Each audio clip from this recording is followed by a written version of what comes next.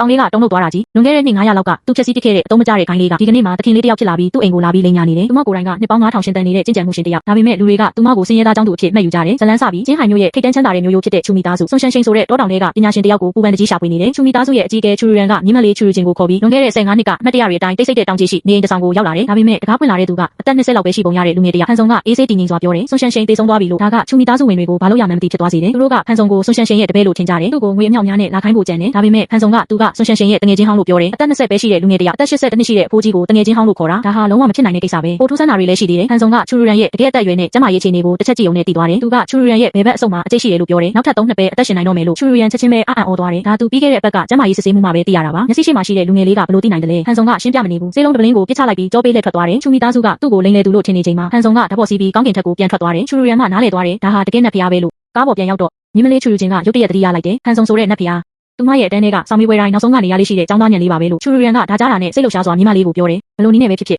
်သူရေးစားဖြစ်ရင်တော့မှ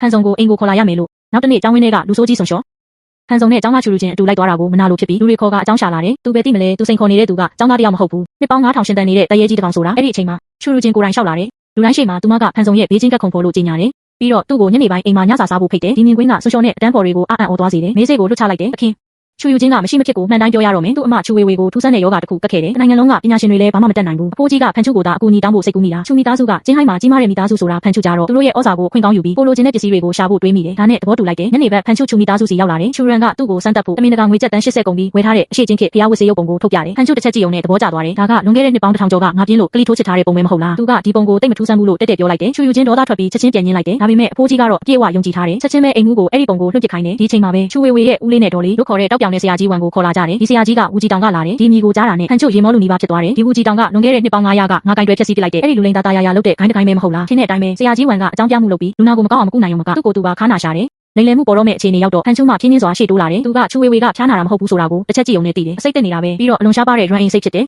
ဒီထက်ပိုပြီးသူ့ကိုအံ့အားသင့်စေတာကချူဝေဝေကတတန်းမှတယောက်လို့ဆိုရမယ်ရွမ်အိမ်ကိုခန္ဓာပိုင်ရှင်ဖြစ်နေတယ်သူ့ရဲ့ကျင့်ကြံမှုအဆင့်အတားအဆီးကိုဖျက်ဖို့လိုအပ်နေတဲ့ဟာပဲဖန်ချူချက်ချင်းဖော်ထုတ်လိုက်တယ်အစိတ်ခတ်သူကဆရာကြီးဝန်ပဲနောက်ွယ်မှာလှုံ့ဆော်သူကတော့ချူဝေဝေရဲ့တို့သားလောင်းလို့ခေါ်တဲ့သူပဲ我要孙女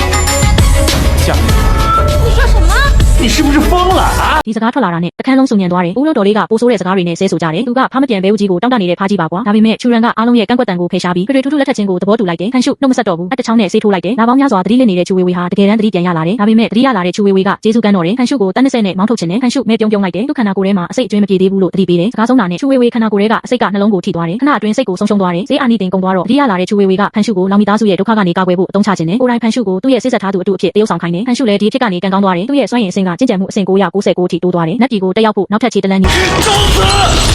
连我龙爹亲的女人也敢碰！တစ်ဖက်မှာကိုစိတ်ဆက်ထားသူအလူခံရတယ်ဆိုတာသိသွားတဲ့လုံကြီးကကျောင်းမှာရှုံးမိသွားတဲ့ဆွန်လူငယ်နဲ့ပိုက်ကွန်အပြည့်ခင်းထားပြီးနောက်နေ့လေလံပွဲမှာဖန်ရှုကိုလာရက်စီပြီးပြန်မထွက်နိုင်အောင်လုပ်ဖို့ပြင်